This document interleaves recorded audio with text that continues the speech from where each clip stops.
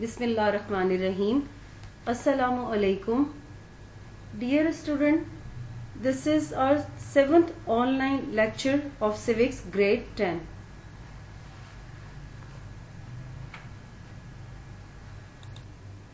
عزیز طالبات، آج کا ہمارا ٹاپک جو ہے وہ 1973 کا آئین. اس سے پہلے جو ہم نے دو ٹاپک پڑھے تھے وہ 1956 اور 62 کا آئین تھا، اور اس جیسا کہ آپ کو پتہ ہے کہ چیپٹر آئینی ارتقاء اس آئین کے ارتقائی مراحل سے گزرنے کے بارے میں بتایا گیا ہے. کس طرح سے پہلا آئین ہم نے 1956 میں پاکستان نے بنایا، اس کے بعد پھر 1962 میں آئین ایک تشکیل دیا گیا، اور اس کے بعد ہم نے 73 کا آئین جو ہے اس کو بنانے کا مرحلہ طے کیا. اب دیکھتے ہیں کہ اس کا پس منظر کیا ہے آئین کا.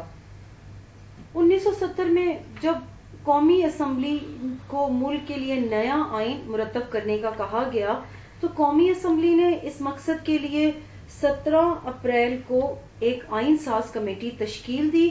اس کمیٹی میں تمام سیاسی جماعتوں کے نمائندے شامل تھے، اور اس کمیٹی کا سربراہ ماہر قانون میاں محمود علی قصوری کو مقرر کیا گیا، اور اس کے بعد پھر عبدالحفیظ پیرزادہ کو یہ سربراہی سونپی گئی. کمیٹی نے آئین سازی کا کام 20 دسمبر 1972 تک مکمل کر لیا. اگرچہ اپوزیشن کے اعتراضات اور مخالفت کی بنا پر کئی ایک مواقع ایسے بھی آئے جن میں کئی مشکلات کا سامنا کرنا پڑا، اور بالآخر تمام سیاسی جماعتوں کی رائے سے پھر قومی اسمبلی نے 10 اپریل 1973 کو آئینی مسودے کی منظوری دے دی. 12 اپریل 1973 کو صدر مملکت نے اسے منظور بھی کر لیا، اور 14 اگست 73 کو نئے آئین کا نفاذ عمل میں آیا. اب اس آئین کے کیا اہم خصوصیات ہیں اس پر نظر ڈالتے ہیں. پہلا، اس کا اسلامی دستور. جیسا کہ آپ سب جانتے ہیں کہ جب پاکستان حاصل کیا گیا تو اس کا مقصد صرف یہی تھا کہ مسلمانان بر صغیر کو ایک ایسا خطہ اراضی حاصل ہو جہاں وہ اسلام کے اصولوں کے مطابق زندگی گزار سکے. باقی کے دونوں دستور میں بھی ہم نے اسلامی قوانین کے نفاذ پر زور دیا گیا. اسی طرح سے 73 کے دستور کو بھی اسلامی دستور قرار دیا گیا. اس کی پہلی خصوصیت یہی ہے کہ یہ اسلامی دستور ہے.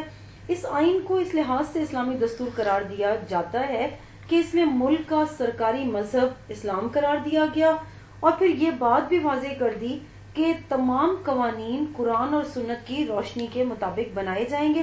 اور اس مقصد کے لیے پھر ایک اسلامی نظریاتی کونسل کا قیام عمل میں آیا. حکومت اور پارلیمنٹ کی رہنمائی جو کرے گا وہ کونسل. مملکت کے صدر اور وزیر اعظم کا مسلمان ہونا بھی لازمی قرار دیا گیا، اور پھر قرارداد مقاصد کو ابتدائیہ کے طور پر شامل کیا گیا. اس سے پہلے بھی دونوں دساتیر میں قرارداد مقاصد کو ابتدائیہ کے طور پر دونوں دساتیر میں شامل کیا گیا ہے. اب اس کی دوسری خصوصیت جو ہے وہ تحریری آئین ہونا ہے. 73 کا آئین ایک دستاویز کی صورت میں تحریر کیا گیا ہے، اور یہ آئین 280 دفعات، 12 حصوں اور 6 گوشواروں پر مشتمل ہے. اس کا تیسرا جو پوائنٹ ہے وہ استوار آئین. اب استوار آئین سے کیا مراد ہے؟ 73 کا آئین نیم استوار نوعیت کا ہے. اس میں ترمیم کا طریقہ کار نہ تو بہت زیادہ مشکل ہے اور نہ ہی بہت آسان. 1985 کی آئینی ترمیم سے قبل آئین میں ترمیم کرنا قدرے آسان تھا. یعنی کہ جس طرح آپ نے دیکھا کہ 62 کا جو کانسٹیٹیوشن ہے اس میں صدر کے اختیارات زیادہ تھے اور آئے دن ترامیم کرنا بھی آسان تھا، مگر اس آئین میں یہ کوشش کی گئی کہ زیادہ سہل طریقے سے بھی آئین میں کوئی ترمیم نہ کی جائے، نہ ہی بہت زیادہ پیچیدہ طریقہ کار ہو. قومی اسمبلی کی 2/3 اکثریت اور سینٹ کی عام اکثریت آئین میں ترمیم کرنے کی مجاز تھی. اب دونوں ایوانوں کی 2/3 اکثریت کے بغیر منظوری ممکن نہیں. اگر کسی مسودے کا تعلق کسی علاقائی معاملے یا رد و بدل سے ہو تو قومی اسمبلی سے پہلے صوبائی اسمبلی کے 2/3 اراکین کی حمایت ضروری تھی اس کی منظوری کے لیے.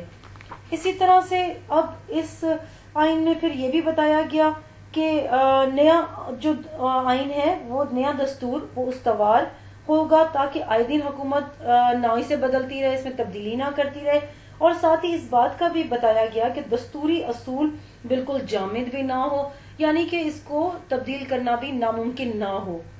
اب چوتھا اس کا پوائنٹ کیا ہے کہ وفاقی نظام حکومت۔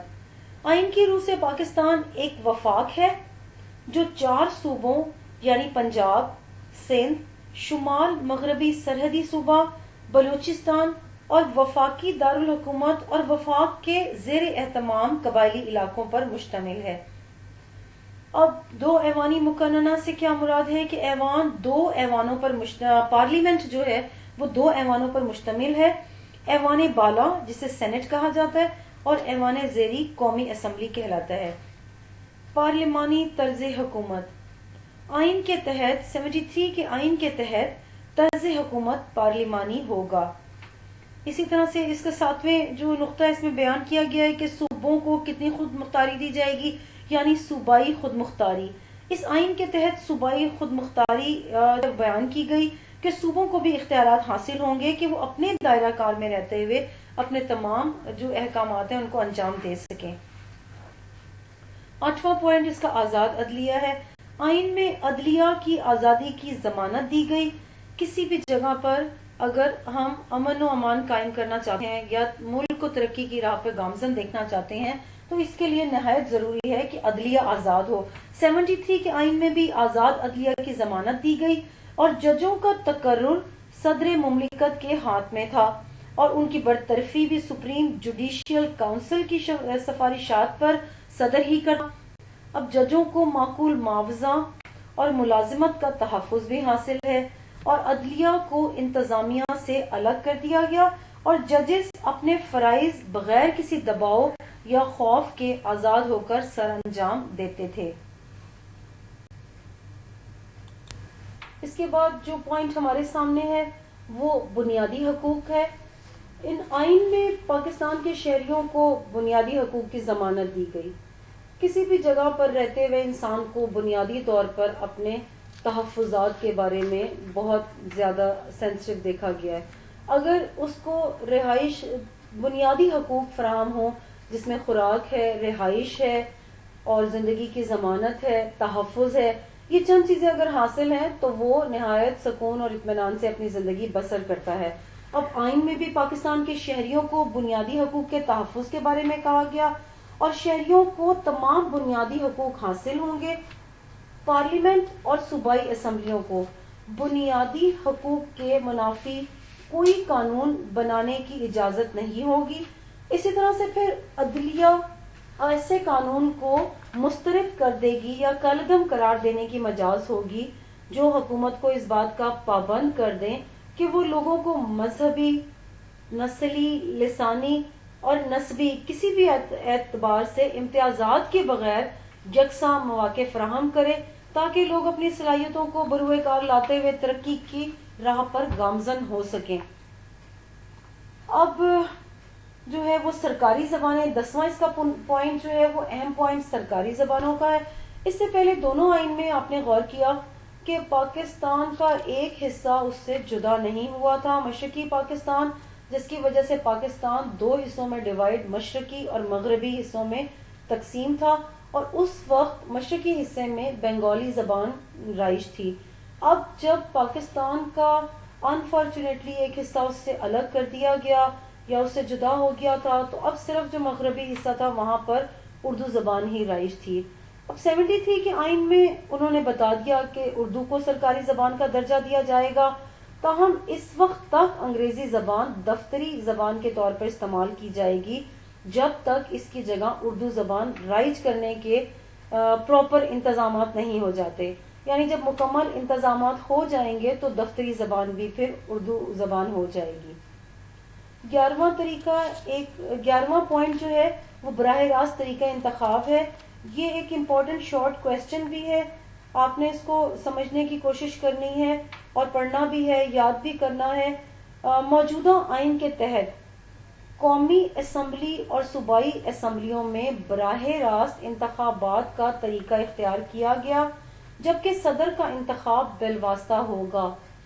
اب براہ راست طریقے سے مراد یہاں پر یہ ہے کہ جس طرح جمہوریت میں عوام کو یہ حق حاصل ہے کہ وہ اپنے ووٹ کے ذریعے تمام نمائندگان کا انتخاب کرتے ہیں۔ اس سے پہلے آپ نے بنیادی جمہوریتوں کے نظام کے بارے میں بھی پڑھا ہے کہ کس طرح سے حکومت کے جو ہے وہ 80,000 ان لوگوں کو منتخب عوام کرتی تھی، اور وہ 80,000 افراد جو ہے جو آئینی طریقے سے پھر قومی اسمبلی، صدر اور وزیر اعظم ان کا انتخاب۔ لیکن اب جو ہے اس میں براہ راست طریقہ انتخاب بتا دیا گیا کہ جس طرح سے آپ اپنے ووٹ کے ذریعے حکومت کے نمائندگان کو منتخب کرتے ہیں، لیکن پھر بھی صدر کا انتخاب بالواسطہ ہوگا۔ اب مخلوط طریقہ حکومت 17ویں ترمیم کے تحت ملک میں انتخابات کا مخلوط طریقہ کار اپنایا جائے گا، یعنی کہ ملک میں 7ویں ترمیم کے تحت جو ہے انتخابات مخلوط طریقہ کار سے جو ہے وہ رائج کیے جائیں گے۔ 11واں اور 12واں پوائنٹ جو ہے یہ اہم پوائنٹ ہے، اگر آپ اس کو جو ہے شارٹ کویسچن کے طور پر اس میں یاد کریں گے اور اسے سمجھنے اور پڑھنے کی کوشش کریں گے۔ اس کے بعد بھی اگر کوئی آپ کے ذہن میں کوئی کنفیوژن ہوگی یا کوئی پوائنٹ کلیئر نہیں ہے تو آپ اسے انٹریکشن ڈے میں اس کے بارے میں ڈسکس کر سکتے ہیں۔ اچھا، 73 کے آئین کی اب اسلامی دفعات، یہ ایک لانگ کویسچن میں آپ کے امپورٹنٹ کویسچن ہے جو ہمیشہ گزشتہ فیڈرل بورڈ کے پیپرز میں کئی سالوں میں یہ کویسچن آتا بھی رہا ہے کہ 73 کے آئین کی اسلامی دفعات کیا ہیں۔ اب جس طرح اگر پاکستان ہم نے اسلام کے نام پر حاصل کیا اور مسلمان ہونے کی حیثیت سے ہم سب اس بات کو جانتے بھی ہیں کہ دنیا جہان میں اللہ تعالیٰ کی حاکمیت رائج ہے اور تمام کائنات کا مالک صرف اللہ تعالیٰ کی ذات ہے۔ اب اس میں پہلا پوائنٹ جو اسلامی دفعات ہے، حاکمیت ہے۔ اللہ تعالیٰ ساری کائنات کا مالک ہے، اور وہی، اور اس قرارداد میں پھر قرارداد مقاصد کو بھی ابتدائیہ میں شامل کیا گیا، جس کے مطابق اس میں بھی یہ بیان کیا گیا تھا کہ کل کائنات کا حاکم مطلق اللہ تعالیٰ ہے اور اقتدار اعلیٰ اسی کی ذات کو حاصل ہے۔ پاکستان کے عوام یعنی کہ اسلامی جمہوریہ پاکستان کے عوام اقتدار اعلیٰ کو اللہ تعالیٰ کا مقدس امانت سمجھتے ہوئے فریضہ انجام دیں گے اور قرآن و سنت کی حدود میں رہتے ہوئے اپنے منتخب نمائندوں کے ذریعے وہ اس حق کو استعمال کریں گے۔ اس کے بعد دوسرا پوائنٹ ہے ملک کا نام۔ پاکستان چونکہ ایک اسلامی ریاست ہے، لہذا آئین کے مطابق ملک کا نام اسلامی جمہوریہ پاکستان رکھا گیا۔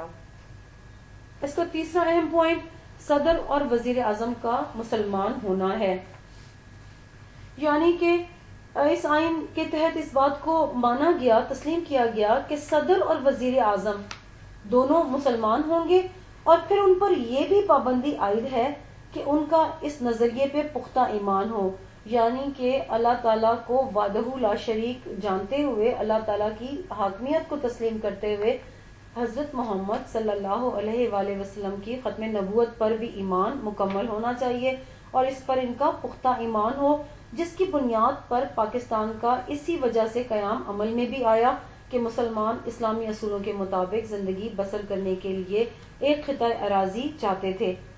دونوں وزیر اعظم اور صدر دونوں اپنے عہدے کا حلف اٹھاتے ہوئے اس بات کا پھر اقرار بھی کریں گے کہ وہ توحید اور ختم نبوت پر مکمل ایمان رکھتے ہیں، اور وہ اسلامی نظریے کے تحفظ کی کوشش بھی کریں گے۔ اس کے بعد سرکاری مذہب، 73 کے آئین کے مطابق اسلام کو اسلامی جمہوریہ پاکستان کا سرکاری مذہب کا درجہ دیا گیا تاکہ لوگ اپنی زندگیاں اسلام کے اصولوں کے مطابق بسر کر سکیں۔ پانچواں پوائنٹ قرآن پاک کی اغلاط سے پاک طباعت ہے۔ اغلاط غلطیوں کی جمع ہے، یعنی کہ اگر کوئی غلطی قرآن پاک کی پرنٹنگ میں، طباعت کہتے ہیں پرنٹ یا پھر اسے جو ہے تحریری شکل میں ٹائپ کرنا، پرنٹ کرنا، اب اگر اس میں شائع کرتے ہوئے، پرنٹ کرتے ہوئے، ٹائپ کرتے ہوئے کوئی غلطی ہو جاتی ہے تو اس کو غلطی کی اصلاح کرنا، درستگی کرنا بھی ضروری ہے۔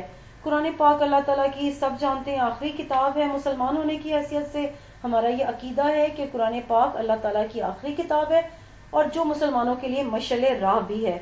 حکومت کی اب یہ ذمہ داری ہے کہ وہ اپنے نگرانی میں قرآن پاک کی اغلاط سے پاک طباعت کروائے۔ اغلاط سے پاک یعنی غلطیوں سے پاک، پرنٹڈ فارم میں آپ کو قرآن پاک کا نسخہ ملنا چاہیے یا قرآن پاک کی کتاب ملنی چاہیے۔ عزیز طالبات، 1973 کے آئین کے اسلامی دفعات کا یہ چھٹا پوائنٹ ہے، لازمی دینی تعلیم۔ اس آئین کے مطابق ملک میں دینی تعلیم لازمی قرار دی گئی اور عربی کو 6 سے 8ویں جماعت تک لازمی قرار دیا گیا، یعنی کہ عربی تعلیم کلاس 6 کلاس سے لے کر 8ویں تک لازمی قرار دیا گیا۔ نمبر 7 ہے سود کا خاتمہ۔ سود اسلام میں حرام قرار دیا گیا ہے، لہٰذا بینکاری کے کاروبار کو سودی طریقوں سے نجات دلائی جائے، یعنی بینکوں میں بلا سود بینکاری طریقہ کار اختیار کیا جائے۔ 8واں اس کا پوائنٹ ہے زکوٰۃ اور عشر۔ زکوٰۃ ہر صاحب نصاب پر لازمی ہے اور اس کے لیے آئین میں زکوٰۃ اور عشر کا باقاعدہ نظام ترتیب دیا گیا۔ 9واں اس کا پوائنٹ ہے اسلامی اصول۔ اس آئین کو اسلامی اصولوں یعنی جمہوریت، عدل، انصاف، رواداری اور مساوات وغیرہ کے مطابق بنایا جائے۔ اب ان اسلامی اصولوں پر عمل کر کے ہی ہم ایک اسلامی ریاست کا قیام عمل میں لا سکتے ہیں، یعنی اگر عدل و انصاف قائم کیا جائے، رواداری، مساوات، تو ہی ایک اسلامی ریاست کا تصور سامنے آتا ہے۔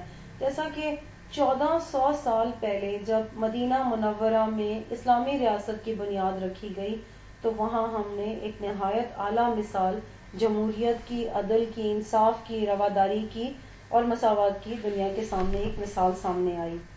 10واں اس کا پوائنٹ اقلیتوں کے مذہبی حقوق۔ آپ سب نے اس سے پہلے پڑھا بھی کہ پاکستان کے قیام سے پہلے ہی اس بات کو واضح کر دیا گیا تھا کہ اگر اس علاقے میں، اس ملک میں، اس ریاست میں اقلیتیں قیام پذیر ہوں گی تو ان کے حقوق کا تحفظ بھی کیا جائے گا، اور اسی طرح سے 73 کے آئین میں بھی واضح طور پہ بیان کر دیا گیا اقلیتوں کو مذہبی آزادی حاصل ہوگی، اس کے ساتھ انہیں تمام معاشرتی، معاشی اور سیاسی حقوق بھی فراہم کیے جائیں گے۔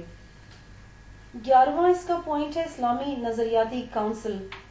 73 کے آئین میں ایک ادارہ قائم کیا گیا جسے اسلامی نظریاتی کونسل کا نام دیا گیا، اور اس کونسل کے چیئرمین اور دیگر ارکان کا چناؤ صدر مملکت وزیر اعظم کے مشورے سے کرے گا۔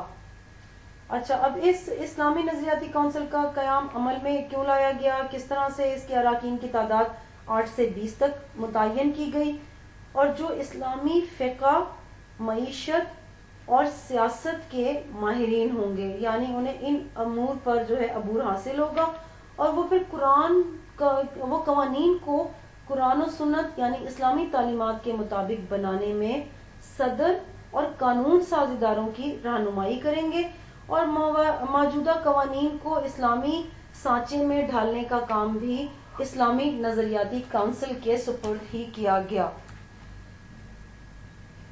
12واں اس کا پوائنٹ ہے اسلامی اقدار۔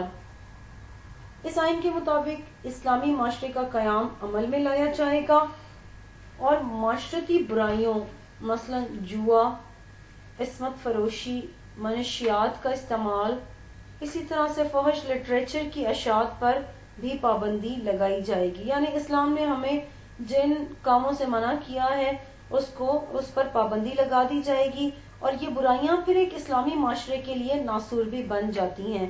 اس کے لیے باقاعدہ طور پہ قوانین کا قیام عمل میں لایا جائے گا۔ پاکستان اور اسلامی ممالک۔ اب پاکستان کے آئین میں 73 کے آئین میں یہ بات واضح طور پہ بیان کر دی گئی کہ پاکستان کے دیگر تمام مسلم ممالک سے اچھے تعلقات قائم ہوں گے اور وہ اس اسلامی ممالک سے اپنے تعلقات کو استوار کرنے کے لیے ہر ممکن کوشش کریں گے، ہر مشکل کے وقت میں ایک دوسرے کا ساتھ دینے کی کوشش کریں گے، اور تمام ممالک سے سفارتی تعلقات قائم کرنے کا 73 کے آئین میں واضح طور پہ بیان کر دیا گیا۔ عزیز طالبات، اس ٹاپک کے ساتھ ہی آپ کا لیکچر کمپلیٹ ہو گیا اور یہ چیپٹر بھی آپ کا مکمل ہو گیا ہے. اس چیپٹر کا اگر تھوڑا سا ریویو کر لیں یا دوبارہ سے اس پر ایک نظر ڈالیں تو یہ دراصل ایک آئینی ارتقاء، پاکستان میں آئینی ارتقاء. اب پاکستان کے قیام کے بعد سے لے کر 73 کا لاسٹ جو ہم نے آئین مرتب کیا وہ 1973 کا ہے، اور ابھی بھی ہم ملک کو 1973 کے آئین کے مطابق چلا رہے ہیں. اب اس دوران جب 47 سے ٹل 1973 کیا آئین کے ارتقائی مراحل میں اس نے اپنے سفر میں کس طرح سے اس قرارداد مقاصد کو، اگر پہلی ایک مین آپ ٹاپک دیکھتے ہیں وہ قرارداد مقاصد ہے، اس کے بعد 56 کا آئین ہے، 62 کا آئین ہے اور آخر میں 73 کا آئین ہے. ان تمام ٹاپکس کو آپ نے بغور پڑھنا ہے، سمجھنا ہے، اور اگر آپ اس تمام چیزوں کو پڑھ کر سمجھنے میں کامیاب ہو جاتے ہیں تو اس کا مطلب ہے کہ ہمارا یہ سسٹم اتنا زیادہ کوئی ناکام سسٹم نہیں ہوگا، بلکہ اس سے ہم نے کامیابی حاصل کر لی. اس طریقہ کار سے اگر آپ بہتر طور پہ کامیابی حاصل کرنا چاہتے ہیں تو اس کے لیے آپ کو اور زیادہ محنت کرنی ہوگی، جو شاید آپ گزشتہ سالوں میں جتنی محنت کرتے رہے ہیں اس سے کئی گنا زیادہ محنت کر کے ہم پھر کامیابی حاصل کرنے کے قابل ہوں گے. اس سال کو ضائع کرنے کی بجائے یا اس تمام وقت کو بیکار وہ کرنے کی بجائے ہمیں اس بات کی اشد ضرورت ہے کہ ہم نہایت محنت کریں اور اپنے اس دیے گئے لیکچر کو کامیاب بنانے کے لیے یا انٹریکشن ٹائم کو، جو کہ آپ کی کلاس کا ٹائم ہے، ڈسکشن کا ٹائم ہے، انٹریکشن کا ٹائم ہے، اس کو بھی کامیابی سے حاصل کرنے کے لیے آپ نے محنت کرنی ہے.